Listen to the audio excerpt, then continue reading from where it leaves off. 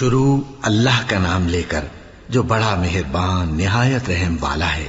الف لام میم، یہ کتاب یعنی قرآن مجید، اس میں کچھ شک نہیں کہ اللہ کا کلام ہے، پرہیزگاروں کے لیے رہنما ہے جو غیب پر ایمان لاتے اور آداب کے ساتھ نماز پڑھتے اور جو کچھ ہم نے ان کو عطا فرمایا ہے اس میں سے خرچ کرتے ہیں، اور جو کتاب اے پیغمبر تم پر نازل ہوئی اور جو کتابیں تم سے پہلے پیغمبروں پر نازل ہوئیں سب پر ایمان لاتے اور آخرت کا یقین رکھتے ہیں۔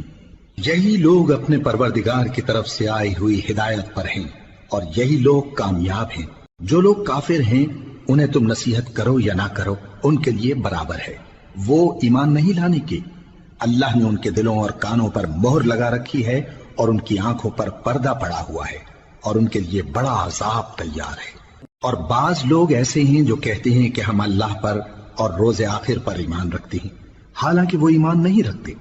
یہ اپنے خیال میں اللہ کو اور مومنوں کو دھوکہ دیتے ہیں، مگر حقیقت میں اپنے سوا کسی کو دھوکہ نہیں دیتے اور اس سے بے خبر ہیں۔ ان کے دلوں میں کفر کا مرض تھا، اللہ نے ان کا مرض اور زیادہ کر دیا اور ان کے جھوٹ بولنے کے سبب ان کو دکھ دینے والا عذاب ہوگا۔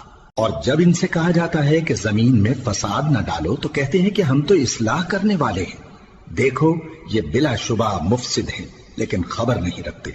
اور جب ان سے کہا جاتا ہے کہ جس طرح اور لوگ ایمان لے آئے تم بھی ایمان لے آؤ تو کہتے ہیں بھلا جس طرح بے وقوف ایمان لے آئے ہیں اسی طرح ہم بھی ایمان لے آئیں۔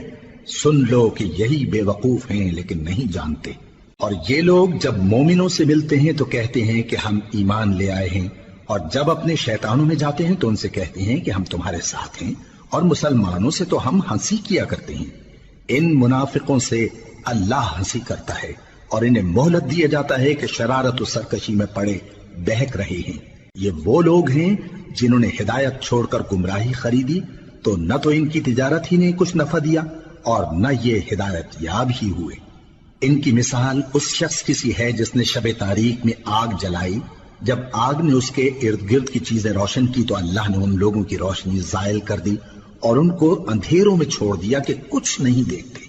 یہ بہرے ہیں، گونگے ہیں، اندھے ہیں کہ کسی طرح سیدھے رستے کی طرف لوٹ ہی نہیں سکتے۔ یا ان کی مثال میں کسی ہے کہ آسمان سے برس رہا ہو اور اس میں اندھیرے پر اندھیرا چھا رہا ہو اور بادل گرج رہا ہو اور بجلی کوند رہی ہو تو یہ کڑک سے ڈر کر موت کے خوف سے کانوں میں انگلیاں دے لے۔ اور اللہ کافروں کو ہر طرف سے گھیرے ہوئے ہے، قریب ہے کہ بجلی کی چمک ان کی آنکھوں کی بصارت کو اچک لے جائے۔ جب بجلی چمکتی اور ان پر روشنی ڈالتی ہے تو اس میں چل پڑتے ہیں، اور جب اندھیرا ہو جاتا ہے تو کھڑے کے کھڑے رہ جاتی ہیں۔ اور اگر اللہ چاہتا تو ان کے کانوں کی سنوائی اور آنکھوں کی بینائی دونوں کو زائل کر دیتا۔ بلا شبہ اللہ ہر چیز پر قادر ہے۔ لوگو اپنے پروردگار کی عبادت کرو جس نے تم کو اور تم سے پہلے لوگوں کو پیدا کیا تاکہ تم اس کے عذاب سے بچو۔